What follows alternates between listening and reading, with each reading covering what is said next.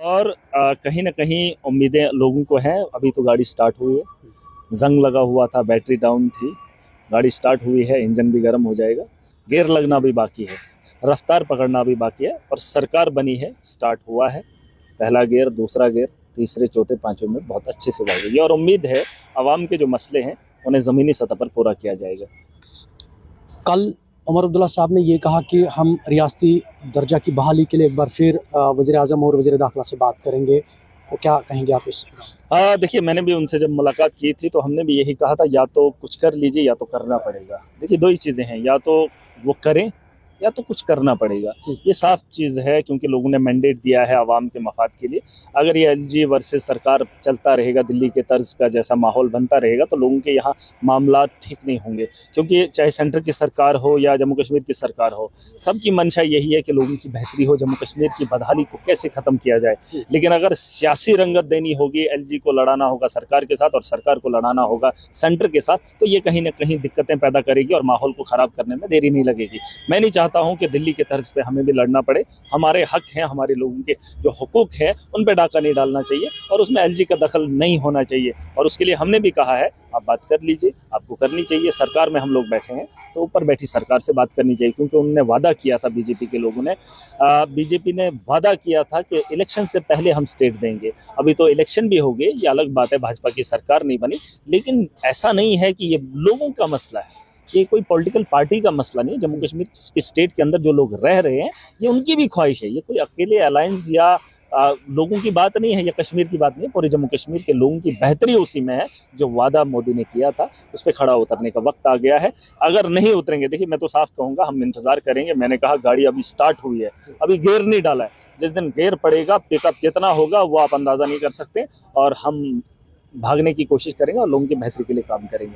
आप सरकार में हिस्सा हैं, अलायंस पार्टनर भी हैं आम आदमी पार्टी जम्मू कश्मीर के अंदर, लेकिन जो मैनिफेस्टो है सरकार का पानी, बिजली और राशन और गैस को लेकर, कब तक उम्मीद करेगी जम्मू कश्मीर की आवाम? क्योंकि आप मेंबर असेंबली में है, जाहिर सी बात है राब्ता तो होगा। देखिए, बहुत सारी चीज़ों पर रिफॉर्म लाया जाएगा।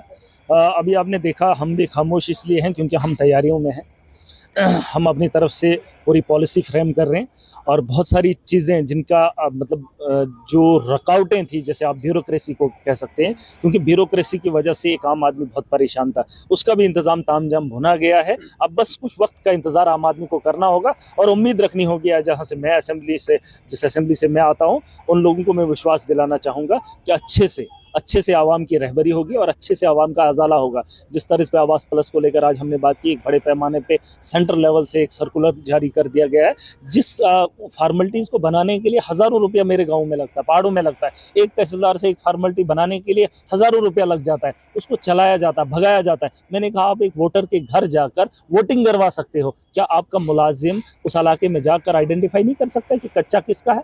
वो फार्मेलिटीज़ बाद में देंगे, जब वो सैंक्शन आएगा उसके बाद वो फार्मेलिटीज हम जमा करेंगे। आप पहले ही फार्मेलिटीज उठाकर लोगे, कितना वक्त लगेगा और कितना पैसा 50,000 तक के आसपास का इसमें पैसा लग रहा है एक फाइल तैयार करने में। सिंपल एक एफिडेविट दे सकते हैं, उसमें अपना ये बता सकते हैं, हमारे पास ये है, हमारे सेल्फ अटेस्टेड, सेल्फ वो खुद जो है वो लिख सकते हैं। वरना डिपार्टमेंट के लोग चले जाएं और ये एक सर्वे करें। ये तरीका जो है, ये सरकार ने अगर लाया है या एडमिनिस्ट्रेटर ने लाया है, हम इसमें रिफॉर्म लाएंगे, क्योंकि लोगों की बेहतरी के लिए हर मुमकिन कोशिश होगी। और उसके अलावा यहाँ पे आपने देखा होगा कि ज़्यादातर गाड़ियों का बहरान बना पड़ा है। लोन गवर्नमेंट दे रही है, अन्नाढन गाड़ियाँ निकाली जा रही हैं, चाहे बैटरीज की गाड़ी की बात हो या वो वाली जो 5 लाख 6 लाख में 4 साल या 5 साल पहले गाड़ी मिलती थी, आज वही गाड़ी 15 लाख 16 लाख की है। और उसी गाड़ी पे जो रोड का टैक्स हुआ करता था, जिसे परमिट कहते हैं, परमिट पहले 30,000 में होता था, है ना, अब जो है उसमें 7-8 सवारियां भी होती थी। आज कुछ अजीब ही सिस्टम इन्होंने चलाया, 15 लाख की गाड़ी है, 1.5 लाख का परमिट है, डिस्ट्रिक्ट परमिट को इन्होंने कंडम किया है। इन सारी चीज़ों पर भी मैंने आज चिट्ठी लिखी है और इस पर भी बात करनी है। और ये जो महंगाई है, तेल महंगा है, अब एक आम आदमी जो है वो यहाँ पे टोल टैक्स कितना है, जैसे पंजाब में हमने उखाड़ फेंके, 14 टोल प्लाजा हमने उखाड़ दिए, लेकिन भाजपा के दौर में इतनी तानाशाही हुई, इनके दौर में होते हुए जम्मू के लोगों को लूट खसूटा गया, लेकिन आवाज नहीं बुलंद। टोल प्लाजा मैं वही कह रहा हूँ, हमने इसमें लिखा है, टोल की बात हो, उसमें महंगाई की बात हो, पिछले साल 80 रुपए था, आज तो 180 कर दिया इन्होंने। और एक आम आदमी जो गाड़ी ले रहा है, यहाँ नौजवान गाड़ियां ले रहा है, टूरिस्ट को उठा रहा है या लोगों को उठाने का काम कर रहा है, ढोने का काम कर रहा है, वही गाड़ी 16 लाख की है, उसमें उसने किस्तें भरनी है, उसी में उसने वहां पर जो है टैक्स देना है, वो और अड्डा जगह जगह पार्किंग है ही नहीं कहीं। अगर आप देखेंगे डिस्ट्रिक्ट्स के अंदर गाड़ी पार्किंग में जा ही नहीं रही है, लेकिन अड्डा ले रहे हैं। और ये जो माफिया है इसे बंद करना होगा, और इसी के बाद जो है लोगों को राहत मिलेगी। एक आदमी लूटने वाला है, उस पर ना ही भाजपा शिकंजा कस पाई थी 10 साल, और मुझे लगता है सरकार को इस पे काम करना चाहिए। मैंने चिट्ठियां लिखी है, और जो आवाम के मफाद के लिए काम होगा उस पर पूरा काम करेंगे हम। सरकार ने वाज़ा तौर पे कहा कि रियासती दर्जा तब बहाल होगा जब जम्मू कश्मीर के हालात ठीक होंगे और मुकर्रर वक्त पर दिया जाएगा। देखिए कौन सी सरकार, सेंटर की सरकार ने, जी जी, पता नहीं उनकी क्या ख्वाहिश है, मैं तो उनसे बात नहीं कर सकता हूँ। देखिए जम्मू कश्मीर के आवाम की बेहतरी इसी में है कि इन्हें स्टेट का दर्जा दिया जाए, कि उन्होंने मैंडेट दिया है। बहुत सारे लोगों ने अपना समर्थन दिया है अलायंस को, तो ये हक होना चाहिए सरकार के हाथ में। तो मुझे नहीं लगता है इसमें देरी करनी चाहिए, क्योंकि मोदी जी ने अगर कहा है तो उसे करना चाहिए। वो तो कहते हैं वादे का पक्का है। जम्मू का ताजर परेशान है 29 मेंबर चुनने के बाद। नेता तो खुश है ना, 29 तो खुश हैं, 28 तो खुश है ना। ताजिर परेशान है, आम आदमी परेशान है, कोई फर्क। मैंने एक बार एक असेंबली में बात भी उठाई थी, शायद आपने नहीं सुनी होगी। जम्मू को लोगों को मेरे से बहुत तकलीफ है, क्योंकि नौजवानों का दर्द मैं समझ सकता हूँ, आम आदमी का दर्द समझ सकता हूँ। रंधावा करके कोई एमएलए है, उसने अपने बाजू पे जो है अपना वो भाजपा का चुनाव चिन्ह भी गाड़ा है। लेकिन अगर लोगों को याद होगा, एक ज़माने में क्रशर बंद हुए थे, जिसमें उसका भी क्रशर था, तो उसने एमपी, ये जो हमारे तब के क्या नाम है इनका, हमारे जो एमपी हैं डॉक्टर जितेंद्र सिंह, उनके खिलाफ उसने धावा बोल दिया था, क्योंकि उसका क्रशर बंद हुआ था, उसकी सोर्स ऑफ इनकम बंद हो गई थी। यहाँ पे आम आदमी परेशान है, इनको क्या इनकी परेशानी के साथ, ये तो खुश है ना। मैंने बोला था असेंबली के अंदर इनके क्रशर चलने चाहिए, एक एक क्रशर और दे दो, आम आदमी पे डांगे बरसाएगी, लाठियां, सुन लीजिए, लाठियां बरसाएगी। किसी भाजपा के एमएलए ने बात की? करप्शन इतनी है दफातर के अंदर, किसी ने बात की? आम आदमी पिट रहा है, लूट रहा है, कैजुअल लेबरर्स जम्मू के नहीं है, उनकी बात इन्होंने की। पंडितों को यहाँ से वापसी करने की बात इन्होंने की, कोई भी बात नहीं कर रहे। आज भी 28 एमएलए हैं, इनको बोलो खुल के आके बात करें। अपोजिशन तो स्ट्रांग बनाए, बस एक नारा लगाएंगे, उस नारे के दम पे हिंदुओं को खुश करेंगे और दुनिया को बताएंगे, देश को झूठी बातें करेंगे। इनको पूछो, मैंने कल भी कहा, आज भी कह रहा हूँ, जम्मू कश्मीर का एक क्लास का ठेकेदार नहीं है जो ये सड़कें गिनवा रहे। ये ठेका जो 100 रुपए में होना था, उसमें ये 1 लाख रुपया ले रहे हैं।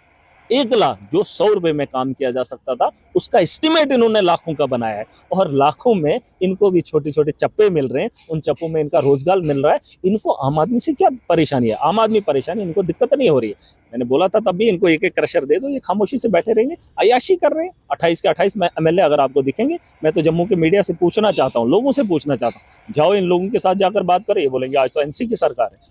लेकिन जब तुम थे, तुमने तब क्या किया? यहाँ पर बदलाव मुझे दिखाओ, आपने क्या किया? इन्होंने एक राशन कार्ड नहीं बना पाए।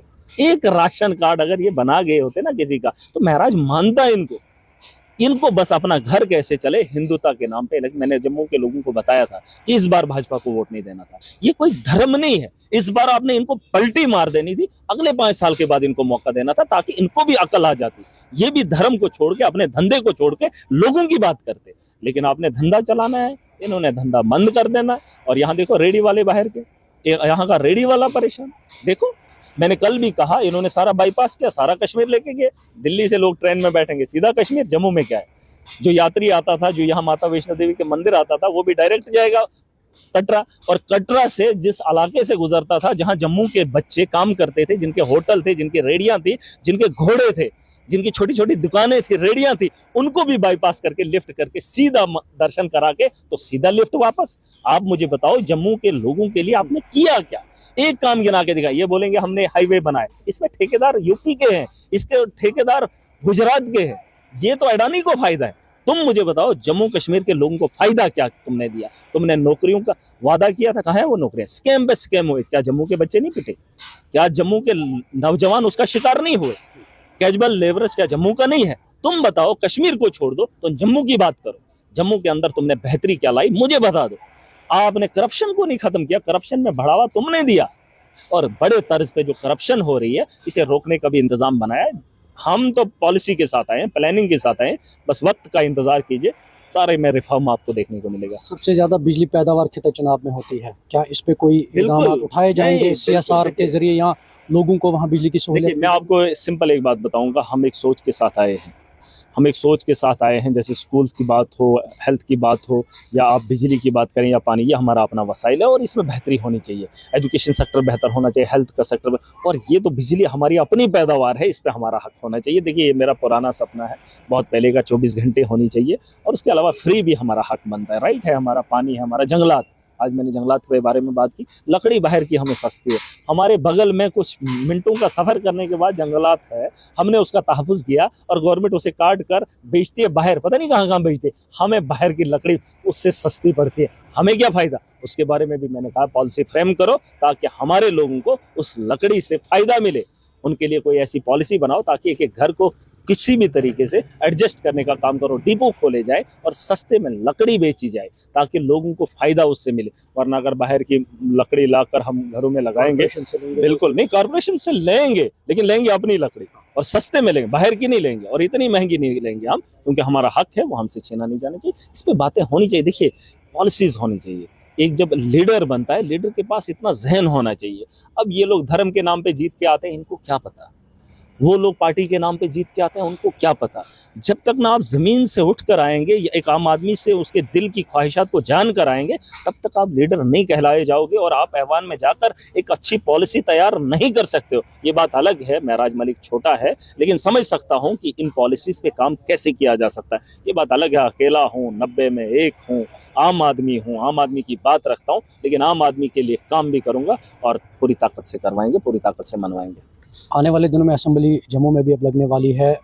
पीछे अगर हम 5 दिन देखेंगे, हंगामा रहा जम्मू में, क्या नजर बदलाव आएगा, बदलाव आएगा, बड़े पैमाने पर बदलाव आएगा। और मैं जम्मू के आवाम से, लीडर से नहीं, आवाम से उम्मीद करूंगा, इनके घरों में जाकर इनको समझा देना कि असेंबली के सेशन में जम्मू कश्मीर के आवाम की बेहतरी के लिए बात रखेंगे। अगर हंगामा करेंगे तो हंगामे से जम्मू कश्मीर का मुस्तकबिल वैसे भी टूट चुका है, नौजवानों की उम्मीदें टूट चुकी हैं, उनकी उम्मीदों पर पानी नहीं फेरना, काम करना है। सरकार को बोलना है, आप ये पॉलिसी लेकर आओ, आप इस एजेंडे पे काम करो, इससे बेहतरी हो सकती है, बहस करो, हंगामा नहीं। उधर वहां पे, यहाँ पे हंगामा किया, यहाँ के लोगों का बेड़ा गर्क किया, महाराष्ट्र में चुनाव जीत गए, ये तरीका है। मोदी भी वैसा ही है, उसने भी जम्मू कश्मीर में कहा, जम्मू कश्मीर में देखो 370 तोड़ने के बाद अब अलगाववादी का, ये तरीका है।